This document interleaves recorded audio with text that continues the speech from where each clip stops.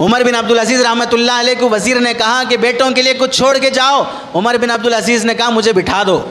کمزور ہو گئے تھے. بیٹھنے کے بعد فرمایا بچوں کو قریب بلا کر, بیٹوں سنو, تمہارے باپ کے پاس اتنا حلال نہیں تھا کہ تمہاری ضرورتیں پوری کر سکے, اور تمہارے باپ کو اتنی ہمت نہیں ہے کہ حرام کے ذریعے سے تمہاری خواہشات پوری کر سکے. میرے پاس اتنی ہمت نہیں ہے کہ حرام سے تمہاری خواہشات پوری کر کے میں جہنم میں جلنے کے قابل بن جاؤں. اور پھر کہا اگر میرے مرنے کے بعد میرے بچے دین پر, اسلام پر ثابت قدم رہیں گے تو پھر میں ان کو غریب چھوڑ کے مر رہا ہوں تو بھی کوئی پرواہ نہیں ہے, اللہ ان کی ضرور کفالت کر لے گا.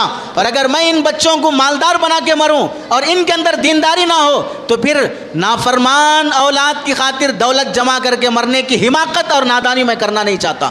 ان کے گناہوں میں ملوث رہوں گا. یہ نافرمانی کریں گے, شراب پئیں گے, عیاشی کریں گے, کس پر؟ میری کمائی ہوئی دولت پر. عمر بن عبدالعزیز رحمۃ اللہ علیہ کا انتقال ہوا, بادشاہ کا انتقال ہو رہا ہے, تو ان کے پاس کتنی دولت ہے؟ 17 دینار, سونے کے 17 سکے ہیں. 5 سکے کفن کا انتظام کرنے میں گئے, 2 سکے قبر کھودنے میں گئے. 17 سکوں میں سے 7 سکے قبر کفن دفن میں چلے گئے. 10 دینار سونے کے سکے بچے. 11 بیٹوں کو بانٹنا ہے, 10 دینار ہے, 1 دینار کم پڑ رہا ہے.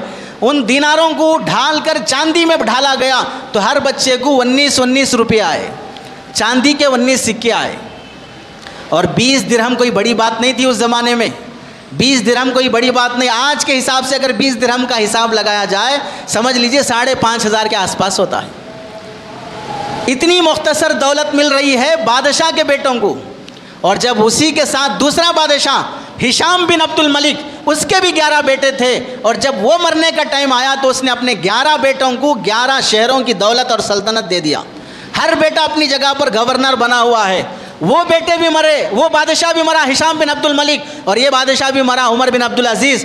دونوں کی اولاد 11 ہیں.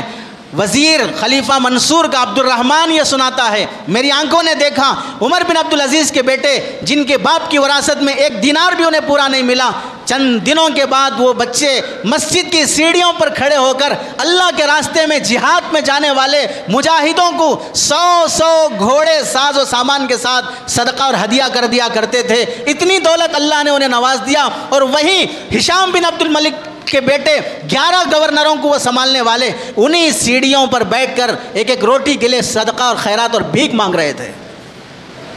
کیا چھوڑا دونوں بادشاہوں نے؟ ایک بادشاہ نے دولت چھوڑا, دوسری بادشاہ نے تربیت چھوڑا ہے. اور آج ہم لوگ بھی کس کی نقل کرنا چاہتے ہیں؟ عمر بن عبدالعزیز کی یا ہشام بن عبد الملک کی؟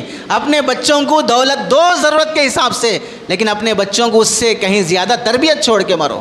اور یہ بات بھی سنو, فصل جیسی اگانا چاہتا ہے کسان, بیج ویسی ڈالتا ہے, دوا ویسی ڈالتا ہے, حفاظت ویسی کرتا ہے, تب جا کے فصل ویسی اگتی ہے. ایسے ہی اگر نسل جیسی تم اگانا چاہتے ہو, نسل کے لیے بھی تربیت ویسی کرو, حفاظت ویسی کرو, تب جا کے نسل ویسی اگے گی.